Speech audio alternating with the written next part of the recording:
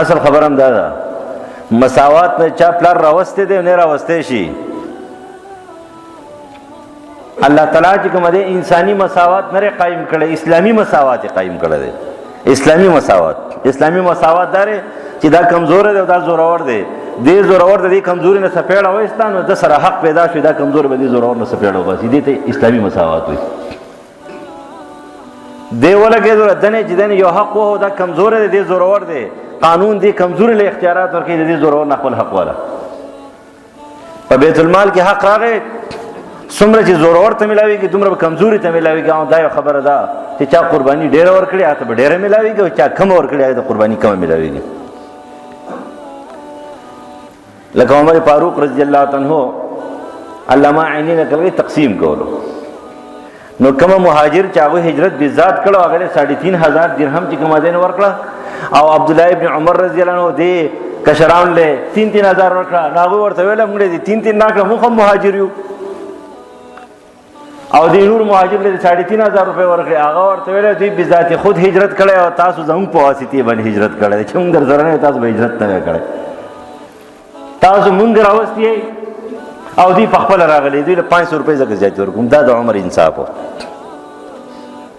او ته زماز وې او دا اسامه د رسول الله حب دی، دا سره محبت ته رسول الله ذکر دل 3.5 زره ورکوم، تعالی 3 زره ورکوم. سکه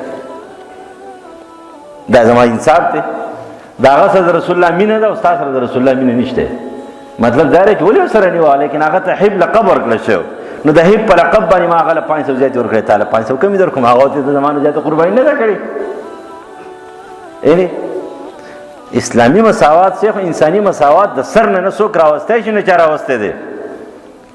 یو سړی دی هغه 10 غنټه کار کوي، یو سړی 1 غنټه کار کوي، یو سړی خپل دماغ چې کوم دی هغه د هغې نه غټ غټ جازونه جوړوي، او یو سړی چې کوم دی هغه خرچ کوم دی نشي روانولی.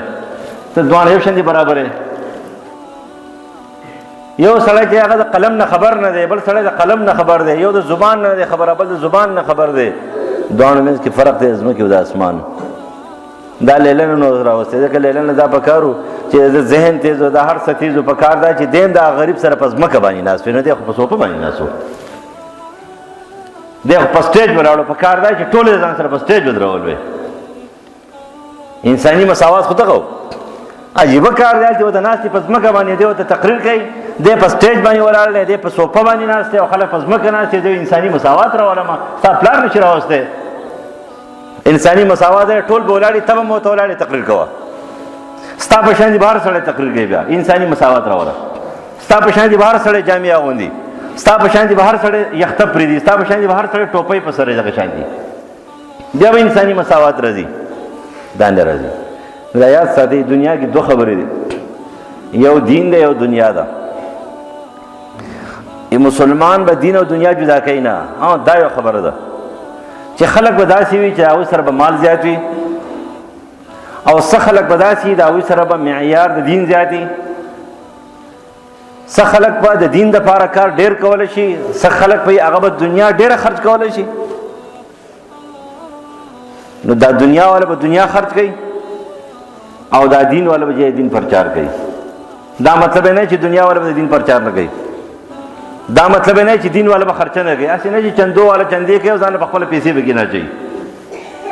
ته مالدار یې، پیسې به ورکې، ته به خرچه کې، خو که فرض که ستا سره نشته نو د بل نه چې ته غواړې نو دا به صحیح لګوي. بیا په دې وجه باندې د هر شي دپاره چې کومه کارونه دي د هغې دپاره مخکې خرچه پکار ده. علامه ابن قیم فرمایي فالجهاد بالمال جاء مقدم الجهاد بالنفس بالنصوص الكثيرة وكذا الانفاق في الحج والعمرة وصلة الارحام. وی اول متوجه چې زاد او راحله پیدا کړي بیا حج لاړ شه، زاد او راحله پیدا کړي بیا عمره لاړ شه، پیسې پیدا کړي جمعات جوړ کا، پیسې پیدا کړي مدرسه جوړ کا، پیسې خرج کړي ټوپک پالن ډز پیو کا، پیسې پیدا کا. نبی علیہ السلام اول چنده کړي دا د جنگي تبوک لپاره، تله نه دی اول چاول تله دی او چنده التی کړل نه، اول چنده کړل بیا تله دی. نو جهاد بالمال مخکې دی، په دین باندې خرچه د مال دا مخکې د رستو به دین راځي. ګورې که تا مال پرې ښودلو خرچه دې پرې ښودله نو دین به ګورې ښکته کېږي، زوال ته به ځي.